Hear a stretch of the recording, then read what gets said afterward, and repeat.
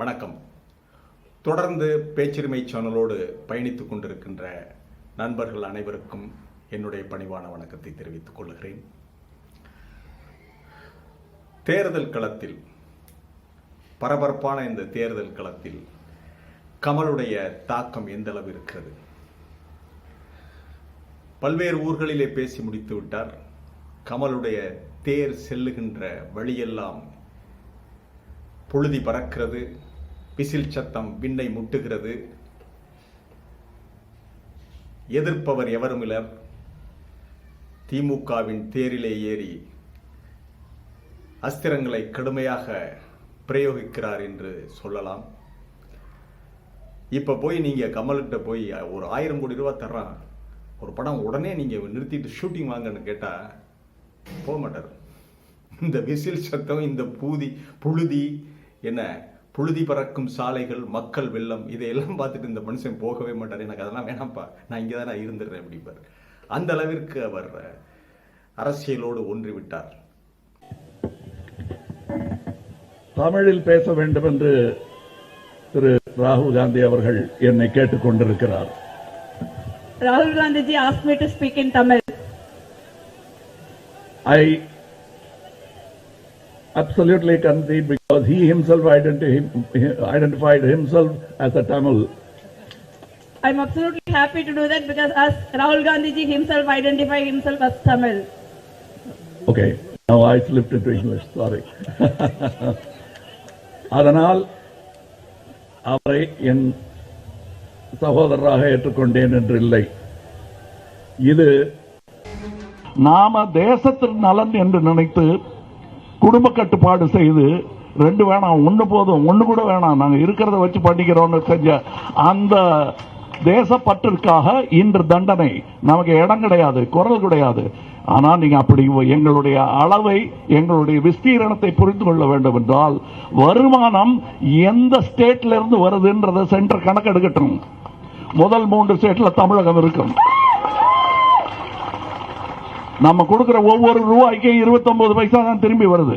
அதே நேரத்தில் தமிழ்நாட்டில் விவசாயிகளுக்காக செயல்படுத்தப்பட்ட திட்டங்களில் 10% கூட மத்திய அரசு செய்யவில்லை என்றும், உரிமைக்காக போராடும் விவசாயிகளை கட்டுப்படுத்த சாலையில் ஆணிகளை கொட்டுவதாகவும் குற்றம் சாட்டினார். அவங்க வரும்போது ஒரு எப்படி நாட்டை படையெடுக்க வரும் எதிரி படைக்கு என்னென்ன வரவேற்பு உண்டோ அத்தனையும் அங்கே விவசாயிகளுக்கு கிடைத்துக் கொண்டிருக்கிறது. டெல்லியில் ஆணி படுக்கை போட்டு வச்சிருக்காங்க அவங்க வந்த படுக்கிறதுக்கு, நடக்கிறதுக்கு. அதே நேரத்தில் இங்கே நாம் விவசாயிகளை மதித்துக் கொண்டிருக்கிறோம். கமலுடைய பரப்புரை இது எல்லாமே மக்களை ஈர்த்திருக்கிறது. யாரும் அவரை எதிர்கொள்ளுவதற்கு சரியான ஆள்பலம் எதிர் திசையிலே இல்லை. வானதி தன்னுடைய தேரோடு வந்து எதிர்கொண்டார், புறமுதுகு காட்டி ஓடிவிட்டார், அவ்வளவுதான் சொல்லலாம். இதெல்லாம் கமலை பற்றிய ஒரு வர்ணனை. கமல் ரசிகர்கள் அவங்கெல்லாம் மிகவும் ரசிப்பார்கள். இது வர்ணனைங்க, கமலை பற்றிய ஒரு வர்ணனை. ஆனால் ஆக்சுவலா யதார்த்தமாக கமலுடைய நிலை என்ன, கமலுக்கான இடம் என்ன, கமலஹாசனுக்கான இடம் என்ன, அவர் எதை நோக்கி பயணிக்கிறார் என்பதுதான் இன்றைக்கு நம்ம பேச போறது. நீங்க பல்வேறு நடிகர்கள் கட்சி ஆரம்பிச்சிட்டாங்க. புரட்சி தலைவர் எம்ஜிஆர், அவர் திமுகவிலிருந்து கொள்கை சித்தாந்த ரீதியாக வார்த்தெடுக்கப்பட்டவர் வந்தார். அதன் பிறகு ஜெயலலிதா, அதை விட்டுருங்க. அதன் பிறகு எம்ஜிஆர் வாரிசாக பாக்கியராஜ், லட்சிய திமுகவுடைய டி ராஜேந்தர், நம்ம தேமுதிக விஜயகாந்த், இன்று வரை களஞ்சியம், மூக்களஞ்சியத்திலிருந்து, பேரரசிலிருந்து நிறைய நடிகர்கள் கட்சிகளை ஆரம்பித்து விட்டார்கள். அவர்கள் ஆரம்பித்த, இப்போ விஜயகாந்த் எல்லாம் போட்டியிட்ட நேரம் வேறு, அவர் எதிர்கொண்ட பிரச்சனைகள் வேறு. பாக்கியராஜ் அவர்களெல்லாம் காணாத ஒரு நிலை இன்றைக்கு இருக்கிறது. இன்றைக்கு ரஜினி அவர்களையும் நாம் பேசித்தானாக வேண்டும். ரஜினி போய் அந்த யோகி ஆதித்யநாத் காலில் கும்பிட்டு விழுந்ததற்கு பிறகும், அவர் ராமர் கோயில் திறப்பு விழாவுக்கு போய் வந்ததற்கு பிறகும் அரசியல் நிலை நிறைய மாற்றங்கள் ஏற்பட்டிருக்கிறது. பாரதிய ஜனதா கட்சி எதை நோக்கி நாட்டை அழைத்து செல்லுகிறது என்ற கேள்வி மிகப்பெரிய அளவில் விஸ்வரூபம் எடுத்து நிற்கிறது. ஏன்னா அதற்கு பிறகுதான் எலக்டோரல் பாண்டுகளுடைய உண்மையான வடிவம் எத்தனாயிரம் கோடி அடிச்சிருக்காங்கங்கிற வெளியே வருது. பிஎம் கேருக்கு கேள்வி கேட்பாடு இல்லாமல் போய் சேர்ந்த பணத்தினுடைய அதனுடைய கேள்வி என்ன, அதனுடைய நிலை என்ன? சண்டிகர் மேயர் தேர்தலில் அப்பட்டமாக அந்த தேர்தல் அதிகாரி செய்த குளறுபடி, அப்பட்டமாக அவர் செய்த மோசடி, அதன் பிறகு சிபு சேரன் அதிரடியாக கைது செய்யப்பட்டது. சேலத்தில் 2 விவசாயிகள் அவங்க ஈடியால் துன்புறுத்தப்பட்டது, அலைக்கழிக்கப்பட்டது. கெஜ்ரிவால் கைது செய்யப்பட்டது, முதல்வர் கெஜ்ரிவால் கைது செய்யப்பட்டது. இப்படி வரிசையாக பல நிகழ்வுகள் ரஜினி பார்த்துவிட்டு வந்ததற்கு பிறகு ஆகி இது பாரதிய ஜனதா கட்சி நாட்டை எதை நோக்கி இழுத்து செல்லுகிறது, அழைத்து செல்லுகிறது என்ற ஒரு மிகப்பெரிய கேள்வி இன்றைக்கு எழுந்திருக்கிறது. அடுத்து பாரதிய ஜனதா கட்சி வந்தால் என்ன ஆகும்? ஒரு ஏழை விவசாயியினுடைய நிலத்தை பறிப்பதற்கு ஒரு மாவட்ட செயலாளர் கூப்பிட்ட உடனே ஈடி ஓடியாரான், கை கட்டிக்கிட்டு வருவான். அப்ப சிபிஐ வருமா, அடுத்து அமலாக்கத்துறை, அடுத்து வருமான வரித்துறை, இவங்கெல்லாம் இவங்களுடைய குற்றவியல் செய்வதற்கு காத்திருக்கின்ற பொழுது என்ன ஆகும்? யாரும் சொத்து பத்து ஒழுங்கா சம்பாதிச்சு சொத்து பத்து வச்சுக்கிற முடியாது. அப்படியா இருந்தால் நீங்க பாரதிய ஜனதா கட்சியில சேர வேண்டும். அப்படின்னா எல்லாரும் சொத்து பத்து வைத்திருக்கிறவர்கள், வசதியாக வாழ விரும்புபவர்கள் எல்லோருமே, நாட்டு மக்கள் எல்லோரும் பாரதிய ஜனதா கட்சியில சேர்ந்து தங்களை காப்பாற்றி கொண்டு விட்டால் யாருக்கு எதிர்கட்சி இல்லை.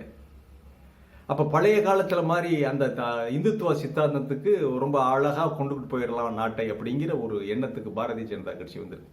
அப்புறம் என்ன, விஸ்வகுரு ஒருத்தர் வருவாரு, பள்ளிக்கூடங்கள் இருக்காது, எல்லாம் ஆசிரமங்கள், பழைய கால பண்பாட்டுப்படி ஜாதிப்படி வேலை, ஜாதிப்படி வகுக்கப்பட்ட வேலைகள், இந்த மாதிரியான ஒரு குழப்பமான நிலைமைக்கு இந்தியா போய் கடைசியா எத்தியோப்பியா சோமாலியை விட கேவலமா போய் புரட்சி வெடிச்சு அதெல்லாம் நாசமா போயிடும், குட்டிச்சவராகி போய்விடும். இந்திய நாட்டில் பல்வேறு அறிஞர்கள், பல்வேறு தலைவர்கள், காந்தியிலிருந்து நேருஜியிலிருந்து அத்தனை பேரும் பாடுபட்டு, சுபாஷ் சந்திர போஸிலிருந்து அத்தனை பேரும் பாடுபட்டு வாங்கி தந்த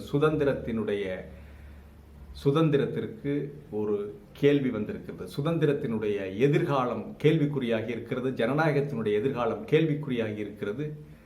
இந்த நேரத்தில் தான் கமல் நிற்கிறார் களத்தில். இப்ப தெரியுதா? இந்தியாவில் இந்த யதாட்சதிகாரத்தை, சர்வாதிகாரத்தை முறியடித்து ஜனநாயகத்தை மீட்டெடுக்க, காப்பாற்றி வைப்பதற்கு எந்த நடிகன் வரல, கமல் நிற்கிறார் களத்தில். அதனாலதான் நம்ம கமலை பேசுறோம். வேற கமலை பேசினா அங்க வியூவர்ஸ் வருவாங்க அப்படிங்கிறதுனால, அதனால் தான் பேச வேண்டிய கட்டாயம் ஏற்படுகிறது. இந்த நேரத்தில் கூட நீங்க ஏசி ரூமை பூட்டிக்கிட்டு தம்பி விஜய் உள்ள இருந்தால், நீங்க 2026 தேர்தலில் போட்டிடுறதுக்கு இருக்காது தம்பி. சட்டமன்ற தேர்தலே வேற மாதிரி ஆகி போயிடும்.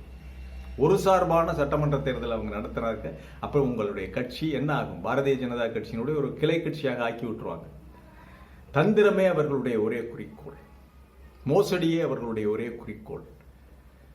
இப்போ கம்மாய் உடைந்து, அணை உடைந்து, கிராமம் அழிய போகிறது, கண்மாக்கரை உடைய போகுது. கம்மாக்கரையை போட்டு அதை மறுபடி செப்பனிட்டு வைக்கலைன்னா விவசாயம் பாழாகிரும், வீடுகள்லாம் அடித்து கொண்டு போய்விடும். அப்போ கதவை பூட்டிக்கிட்டு ஏசி உள்ள ஒரு மனுஷன் இருக்கலாமா?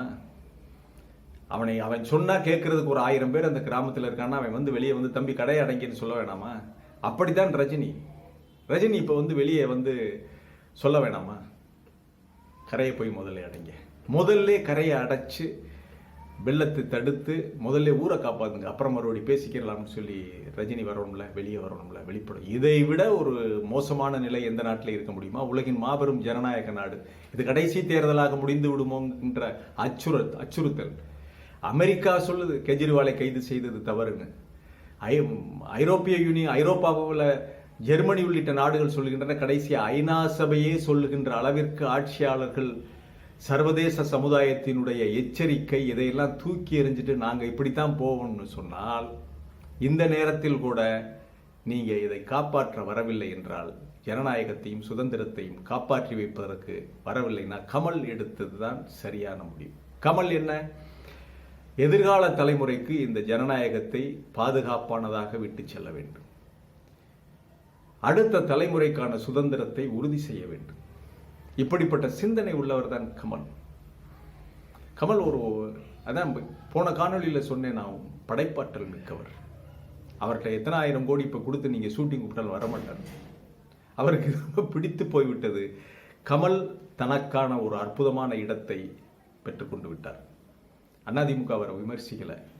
ஏன்னா அதிமுக தேர்ந்த அரசியல்வாதிகள் அப்படியே அவங்க என்ன பண்ணுறாங்க, அடுத்த தேர்தலுக்கு கமல் பயன்படுவார். ஒன்று கமல் ஏதாவது பேசாமல் இருக்கணும், எதிராக பேசிவிடக்கூடாது, அப்போதுதான் அதிமுக வெற்றி பெறும் என்ற நிலையை கமல் அடைந்து விட்டார். கமலுடைய வார்த்தைக்கு தமிழக அரசியலிலே கமல் வாய் திறந்தால் ஒரு பாதிப்பை ஏற்படுத்துவார் என்ற நிலையை கமல் எட்டிவிட்டார் என்றால் அதற்கு காரணம் தைரியமாக ஒரு கலைஞனாக இருந்து கொண்டு எவ்வளவோ வசதிகள் இருந்தும் வீட்டில் ஏசி இருக்கு, காரில் ஏசி இருக்கு, நினைத்தவுடன் அமெரிக்கா போகலாம், ஓடி போயிடலாம், அதெல்லாம் கிடையாது. களத்துக்கு வந்துட்டார் கமல். களத்தில் வந்து எதர்ச்சாதிகாரத்துக்கு எதிராக பழமையான புராண கதைகளால் கட்டமைக்கப்பட்ட ஒரு மோசமான சித்தாந்தத்திற்கு எதிராக கமல் நிற்கிறார். அறைகூவல் விடுகிறார் கமல். திருமாவளவனை கட்டிப்பிடித்து என் தம்பிங்கிறார், பெருஞ்சிறுத்தைங்கிறார். இதெல்லாம் ஆட்சியாளர்களுக்கு பிடிக்காத விஷயம். இதெல்லாம் பாரதிய ஜனதா கட்சி குறிப்பிடித்துக் கொண்டுதான் இருக்கிறார்கள். நீ குறிப்படி என்ன வேணாலும் இடற, எனக்கு கவலை இல்லை, ஜெயிலுக்குள்ள போட்டா போடுவியா போடு, நான் இருக்கிறேன் பார். அந்த மாதிரி மனநிலையில் கமல் வந்து விட்டார், மனநிலைக்கு வந்து விட்டார். ஆகவே அந்த கமலுடைய அந்த எதிர்காலம் என்பது இந்த தமிழகத்தினுடைய அரசியலிலே, தமிழக அரசியலிலே கமலுக்கான ஒரு இடம் உறுதி செய்யப்பட்டு விட்டது. மீண்டும் ஒரு காணொலியிலே உங்களை சந்திக்கிறேன். இது வாய்ஸ் ஆஃப் தமிழ் வழங்கும் பேச்சுரிமை சேனல். பேச்சுரிமை சேனலுக்கு உங்களுடைய சப்ஸ்கிரைப் பண்ணுங்க, மறக்காம பெல் பட்டனை அழுத்துங்கள், கமெண்ட் செய்யுங்கள், ஷேர் செய்யுங்கள், பிடித்திருந்தால் லைக் செய்யுங்கள். நன்றி, வணக்கம்.